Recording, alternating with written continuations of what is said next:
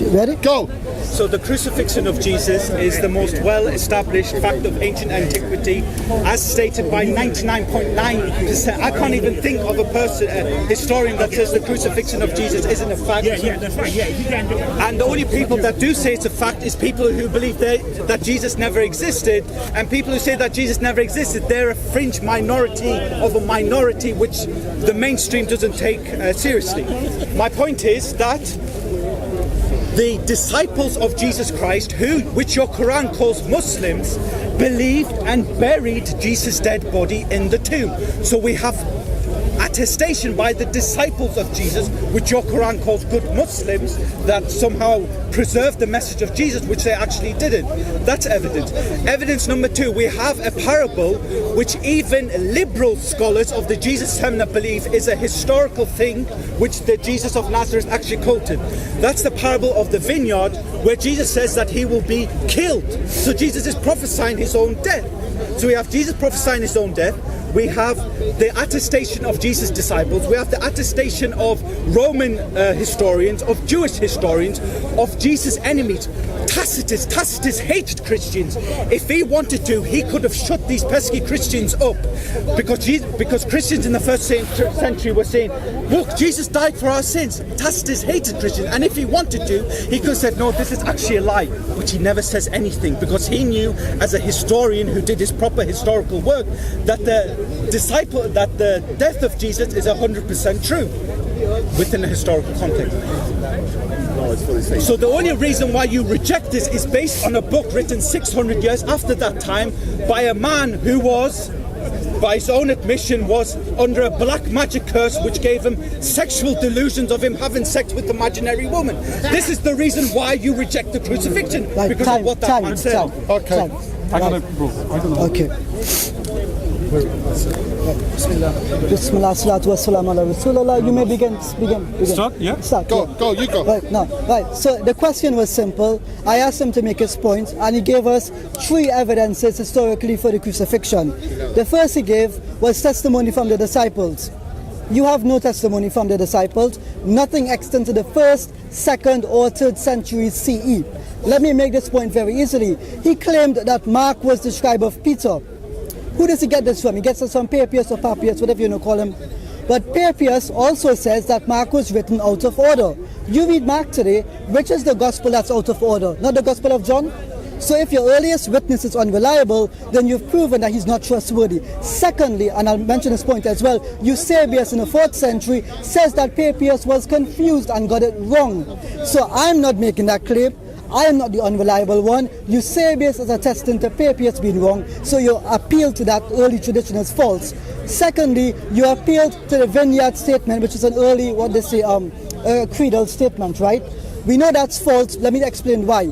That understanding is based on what we call liberal scholarship. Under liberal scholarship, you take a piece of literature and you break it up into authorial profiles. You look for trends in the way that person speaks and writes. So what they have done is they've acknowledged that there were many editors to the text of Paul. And then because there were many editors, they traced the language to be the most primitive in that specific place. So if you're going to argue that this creed or this phrase was early, then you don't understand how philology works. You can argue it's early or later. All the scholars are saying, the philologists, is that it's different from the normal authorial profile of Paul, so they cannot determine where or when it was written. The only criteria they used to say it was early was because of the primitive language, but that does not necessitate that it is early. Anyway, the Jewish historians don't matter. Tacitus, 9th century, Josephus, 11th and 13th. Just read the manuscripts and you'll see yourself. Professor, this is absolutely ridiculous. He's conflating when the manuscripts come from to when they actually wrote it. Yes, we may have manuscripts of Tacitus in the 9th century, but that doesn't mean it wasn't written in the 1st century AD. And this is what you're confusing. all biblical historians on the planet today believe all 4 of the Gospels were written between 30 to 60 years after the time of Jesus. And according to scholars like Professor Richard Bauckham, the Mark's Gospel was based on Peter's testimony. Peter was a disciple of Jesus. The book of Galatians, which no historian not that I know of, even Bart Ehrman accepts, Galatians chapter 1 verse 18 is an authentic passage of Paul, and Paul is saying that he met the disciples of Jesus that acquainted with him knowledge and told them that Jesus was crucified. So the disciples believed in Jesus' literal crucifixion. The only people who denied Jesus' crucifixion in the 1st century AD was someone who called the Gnostics.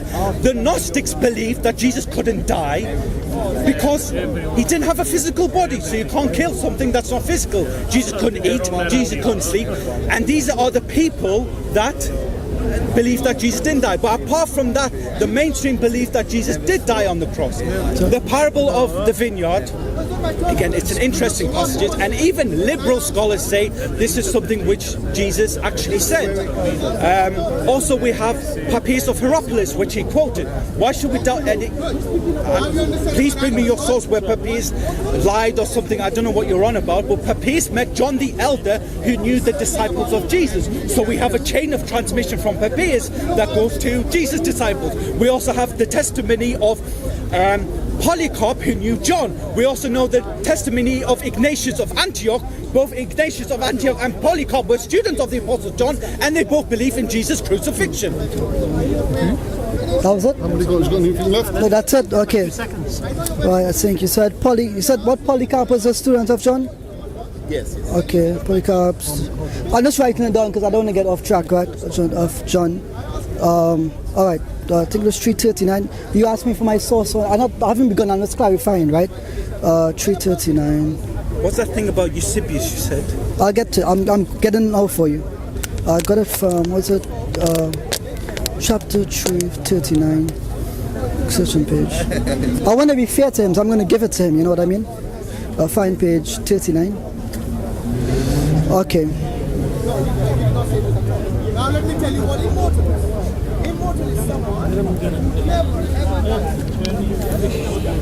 Either physically, spiritually, whatever you in any way, immortal that can only be done by the Spirit.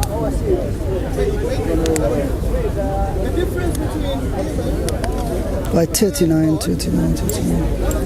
Okay, all right, give me one sec. One sec. Find the reference. And when The it talks, reference. it will start, yeah? regardless of whether his soul lives on or not, we still consider Okay, you may begin. One sec. Tell him when you're ready. One sec. I just want to be fair. I'm going to give you the exact quote, right? You ready? One sec. Let him get the coat. Yeah, I don't want to be unfair. Hold on. One sec.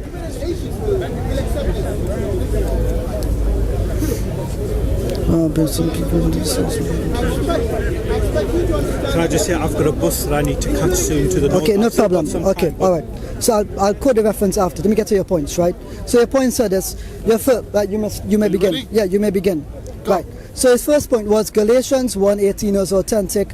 Again, I bring you back to, I'm not asking you for the conclusions of others, right? Because if we were just to adopt the conclusions of others, then the earth is flat and the sun is inside the dome. I'm not going to do that, right?